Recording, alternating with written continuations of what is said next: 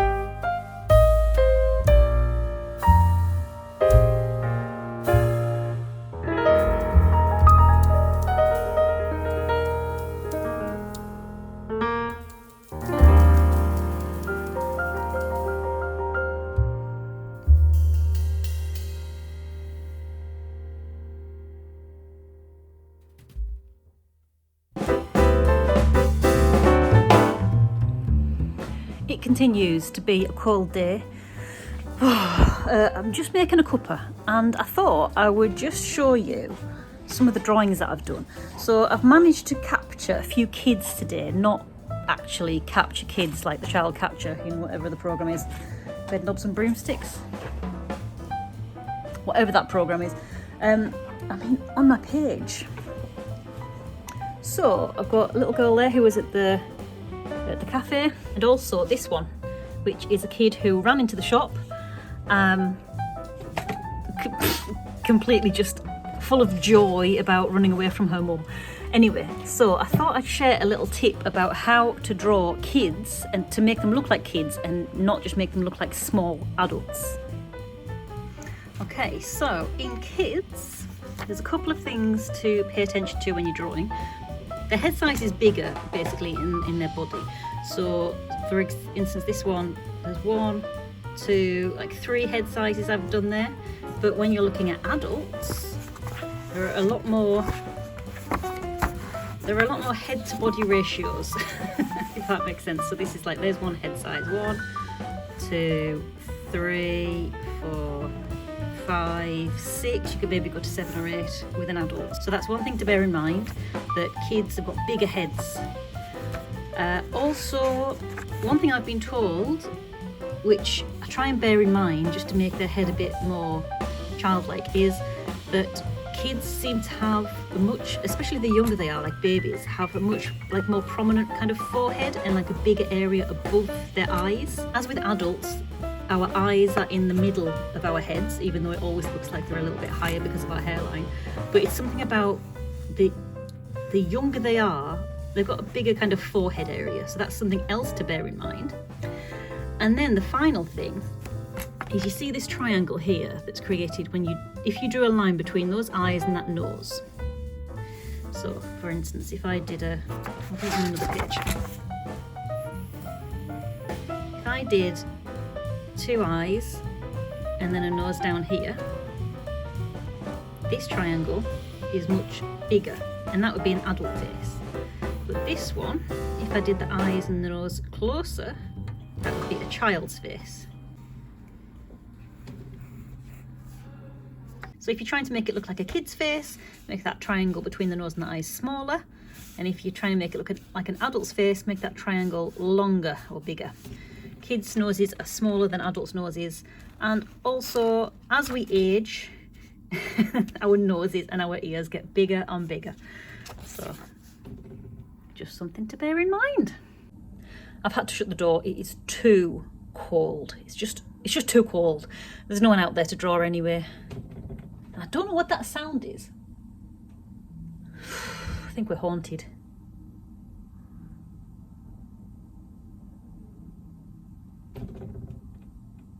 No idea.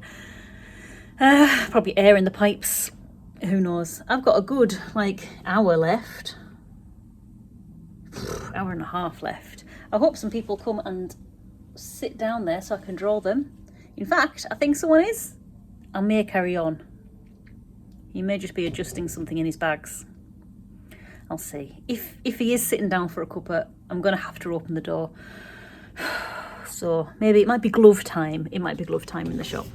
But I hope that that tip about how to draw kids and make them look like kids helps. It's only something I've really been able to do properly in the last few months, I'm going to say. Usually when I'm drawing kids, they always end up looking like little smooth-faced adults, and I didn't know why, but that is the why. Also, another thing, which I've only just thought about, is that when I'm drawing kids, I very rarely draw their necks, where with adults, their shoulders are down and you can see their neck. But with kids, I don't know if it's just because they're pudgier, but I personally very rarely draw a kid's neck.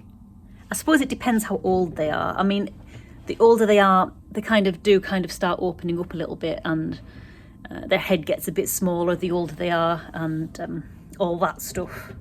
So there is that too. But yeah, the younger they are, you probably don't need a neck on them.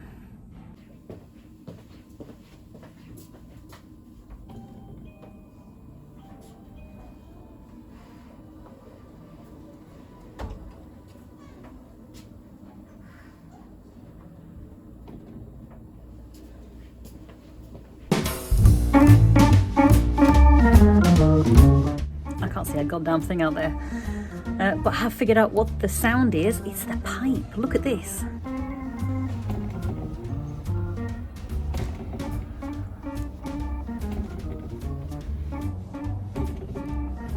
Not annoying at all.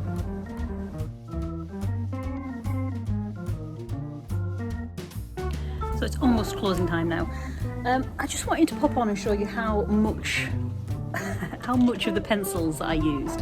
So these are the pencils that I brought in because I was just going through all of my good pencils at a rate of knots. So I got a bunch of pencils that I wasn't using very much. That was a full pencil this morning, and these both were full pencils this morning. I probably used 1/6 of those each, and like, I don't know, a good 60% of this one.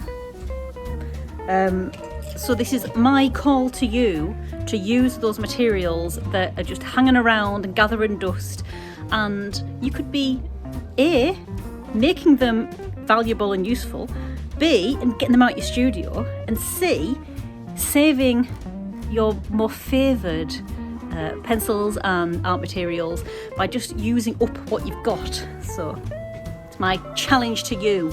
Use all of those old pencils that have just been hanging around in a pencil pot. Do some scribbles with them. Go out and take them sketching and get them used up.